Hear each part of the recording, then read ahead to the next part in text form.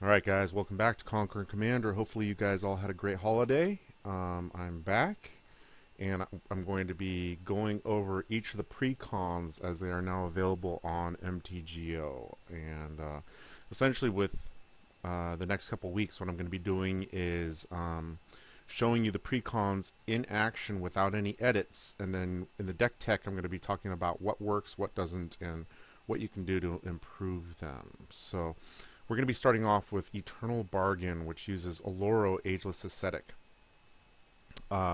This is actually the very first game that I played with this deck, and Alara, although he costs 6 mana, is kind of a slower, more control-based deck. So it'll be interesting to see how he plays out.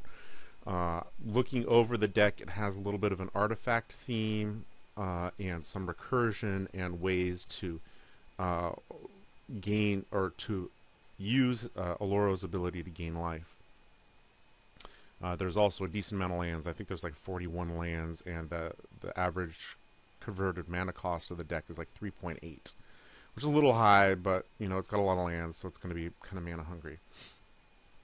My first opponent here is Sydri Galvanic Genius, who is also in this deck, but I assume this is a deck that's going to be built around Sydri. Again, it's going to be sort of a Karn type deck with a lot of artifacts that it will plan to animate and stuff like that. I have not yet seen a Sydri deck other than this one in action. Next up, we have Child of Alara, who is a board wipe commander, usually has some sacrifice outlets to knock off the child and some recursion aspects as well. Child is always scary and something to worry about. Finally, we've got my boy Royal Owl with Godo, Bandit, Warlord. If you guys are Royal Owl subscribers, you've already seen this game in action. Don't ruin it for people. But I figured, you know, he's got a video of this game from his perspective. I wanted to show you my perspective as well. So, like I said, this is my very first game with the Eternal Bargain deck. And it's only got 2 lands, but it does have Nile Spellbomb to kind of cycle through things and draw a card. And I know there's 41 lands in the deck, so I decide what the heck, I'm going to go ahead and keep it. And we go from there. Sydri starts things off. There's Pristine Talisman on my hand. Godo gets the awesome first turn Soul Ring. Child has a fetch land for Overgrown Tomb. Sydri plays Journeyer's Kite, which is always fun, and I start gaining life. And you see me joking right here, by the way, I'm winning. Because it's interesting, you know, Alara does have a little bit of a political aspect that runs negative in that, like, you can do absolutely nothing for the first 5 turns, but you'll be up 50 life to everybody else's 40, and that puts a target on your head, and that's something to kind of worry about with this deck. As I said, Journeyer's Kite's a nice, fun way to make sure that you hit your land drops if necessary. I didn't draw another land, but I did draw Azorius Herald, who helps out with life gain. And so I'm going to end up cycling the Nile Spellbomb. I really want to hit another mana so I can start drawing, or start gaining some more life as well. Godo has a turn 2 Solemn Simulacrum, which is going to help him ramp. So he's probably going to have a turn 3 Godo come out. Child has another fetch land. Sydri searches up a plains. I sacrifice my Spellbomb. And I end up getting an island and playing my Pristine Talisman. So Godo comes out on turn 3, and the Simulacrum goes after Child of Alara. The Child of Alara player mentioned in the comments here, and I whizzed by, that he drew his Blazing Archon, which is the highest CMC creature in his deck, which means that he's playing like a variant of 5-color control, and you know, see, here it is. The Child player mentions that I'm at 47, and he's trying to figure out why he got attacked. He plays Trinket Mage for Soul Ring. But you know, there's a couple of things going on here. Number one, he is playing a board wipe commander. Number two, just looking at my lands and any card that I've played so far, they're all from the Commander 2013 product, which means that I'm probably playing the Precon. And I think, honestly, Royal Album knows this already, so that he's not worried about me yet. He's going after Child because Child's problematic. I do draw another land, and Sydri continues to hit land drops.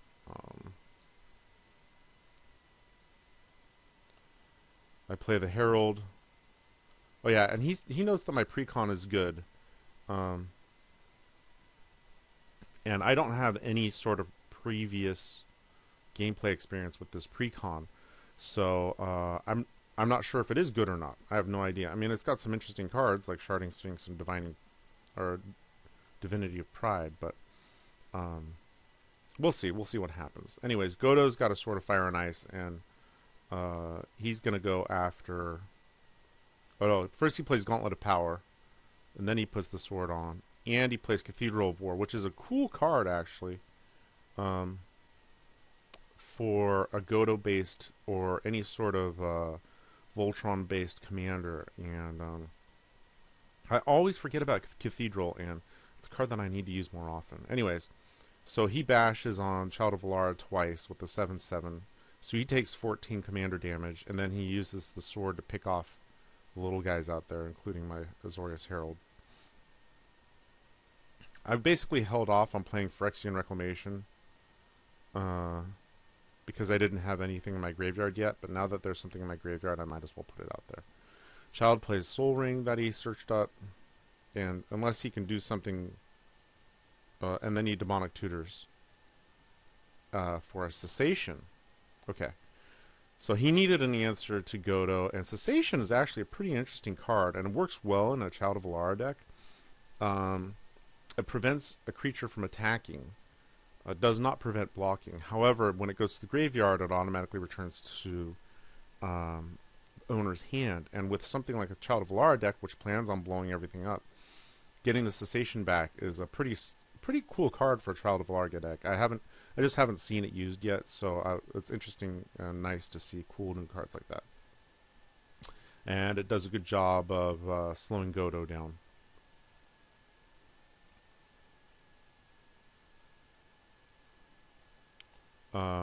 Sydri plays Increasing Ambition and Urborg, so obviously one of the cards she probably tutored for was Cabal Coffers. All right, I'm still at 5 mana here, and unfortunately, nothing I've got going right now is going to help me. Thopter Foundry doesn't do much in this deck. I could play Reckless Spite to get rid of the Simulacrum and Godo, but really all that does is that gives him another Godo trigger.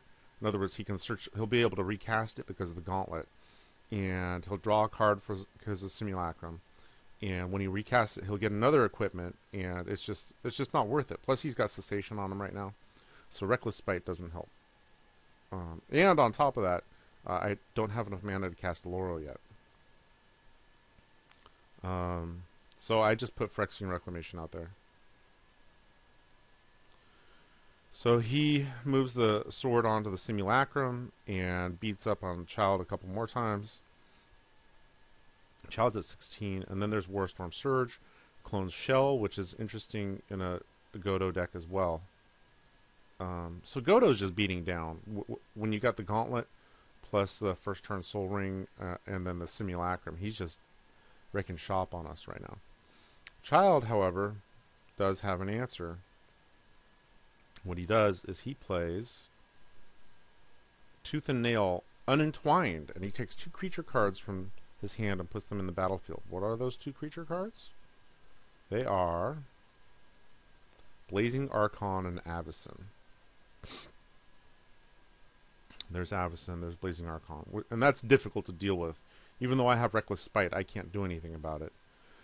However, he is at 14, and Godo does have Warstorm Surge, so he's just going to hit him with Warstorm Surge triggers. I'm interested to... I don't remember what's under this Clone Shell. Sydri, however, looks up Venser's Journal, or has Venser's Journal to gain some life, and Maze of Ith to protect him.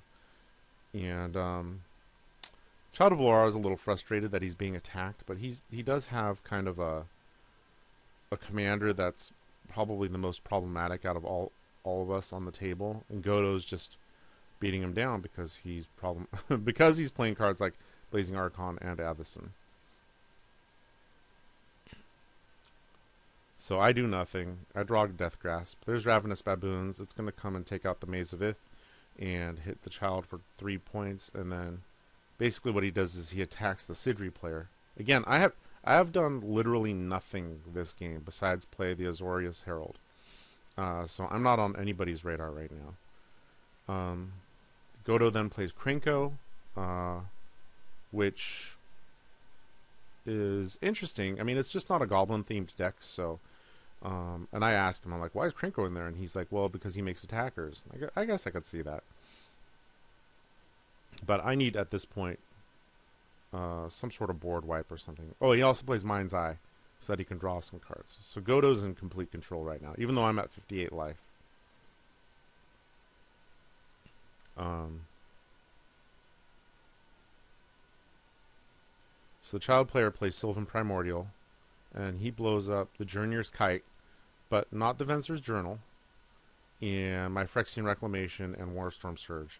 So what I do is I pay in order to bring the Azorius Herald back into my hand with the Reclamation, and then he ramps a little bit. But he's only at 5 life now, and he knows he's screwed because Krenko's going to be able to pump out dudes. And he's going to be drawing cards off the Mind's Eye. So he attacks the Godo player, Wow, and knocks him down to 27. Sydri plays her own Mind's Eye. And now everybody gets to draw a little bit off my draw triggers. I do have a Vizkopa Guildmage. And it's at this point when Royal Owl asks me, he's like, hey, is there any way you can do 3 damage to him or 2 damage? And I was like, well, I guess I can. I mean, I've got Death Grasp, but I was hoping to hold off because honestly, Godo doesn't need my help to kill off the child player at this point. But he's like, come on, I'll do it. You know, I haven't bothered you at all. I mean, it's basically the political move. So I'm like, fine, I'll go ahead and Death Grasp. So I Death Grasped the child player. And I mess up my mana here. So I only hit him for 2. And that knocks him to 3. And I'm at 62, but again, I've done nothing. And there are 41 land in this deck. But Thopter Foundry does me nothing. And Azorius Herald doesn't really do much. I do have the Guild Mage here. But I can't really do anything right now. So Godo ends up finishing off the child player with a Lightning Bolt, which is kind of shocking. It's just rare that you see Lightning Bolt in a multiplayer game. But I know Royal Owl plays a lot of one-on-ones, so that's why the bolt's there. So he bolts the child player and kills him off. Alright. So, and I was expecting him to attack and kill him off with the sword. And then make like a goblin with Krenko or something like that. So now it's me and Sydri and Godo. And Godo, like I said, is still in complete control. He plays Grim Monolith, and he's going after Sydri now with all his dudes. Because Sydri does have Venser's Journal and a Mind's Eye. And I'm still doing nothing. I mean, I'm gaining life, but it's going to be real easy for him to, like, commander damage me. Oh, and he forgot to move his sword over onto Godo. It's not a big deal, but... And he attacks again with Godo. And he knocks Sydri down to, 18. And then he remembers and he puts the sword on Godo. Sydri goes up to 24 from the Venser, or the Journal. And then plays her commander. And I'm up at 64, but again, I haven't been able to do much. And at this point, I'm kind of like packing it in. I'm like, okay, you know, I can play Augury Adept, I can play Azorius Herald, I can play Vizkopa Guildmage, but none of these are really going to help me. I mean, he's going to be able to just bash me here. And then he does Chaos Warp Sydri. So what I decided to do, and this is just silly, is I use Reckless Spite to take out Godo and Krenko. Krenko mainly because of the ability to... the Warstorm Surge is gone. Krenko because it does have the ability to make a bunch of dudes. Godo just because I'm being silly. Because I know he's going to be able to recast him. So, yeah, I mean, the deck got stuck on like 4 lands and 5 mana, and unfortunately, I didn't really have any way to really use all that. He's going to replay Godo and just search up something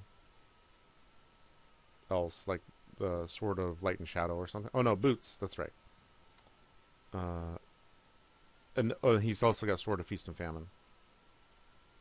And Sword of Light and Shadow. And he attacks with everything. And he's going to basically kill Sydri right now. And he does. So, you know, obviously it's a precon, and like the mana costs on some of these creatures are a little crazy. Like Divinity of Pride, I wasn't close to doing. Johnny's Pride Mage actually is good in this deck, but I didn't have anything. I didn't have it early enough to do anything. And the same thing with Augury Adept. But like I said, this is my first game with the deck, and he kills me off right near her. Turn 9. I mean, there just wasn't anything I could do. Godo was too good, too fast. I didn't have a board wipe or anything like that, and my one piece of removal was ineffective. So there we go. First game with Eternal. Bargain. Just to see how it goes. And I'll put a link in the video description of Royal Al's version of the video as well. Alright, thanks.